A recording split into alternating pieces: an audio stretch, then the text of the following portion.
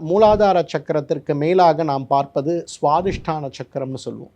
இந்த சுவாதிஷ்டான சக்கரம் தான் நம்ம மனதில் கிரியேட்டிவிட்டின்னு சொல்லக்கூடிய புதிய ஆக்கப்பூர்வமான எண்ணங்களை கொண்டு வருவதும், நம்முடைய இனப்பெருக்க மண்டலம் சார்ந்த உறுப்புகளை பலமாக வைத்து தாம்பத்தியம் குழந்தை சார்ந்த விஷயங்களையும் பாரம்பரியமாக நாம் செய்யக்கூடிய விஷயங்களில் இருக்கக்கூடிய பிடிப்பினையையும் நமக்கு கொண்டு வருவது சுவாதிஷ்டான சக்கரம்னு சொல்லுவோம். இந்த சுவாதிஷ்டான சக்கரம் பழுதடையும் போது நமக்கு குழந்தையின்மை நோய்களும், ஆண்களுக்கு ஆண்மை குறைவு நோய்களும், பெண்களுக்கு மாதவிலக்கு கோளாறுகளும், அது சார்ந்த சிரமங்களும் ஏற்படுவதை பார்க்கிறோம். இந்த சுவாதிஷ்டான சக்கரத்துடைய சக்தி ஓட்டத்தை சீராக்குவதற்கு நமக்கு இயற்கை கொடுத்திருக்கின்ற மிகச்சிறந்த பழச்சாறு எதுனா ஆரஞ்சு பழச்சாறு.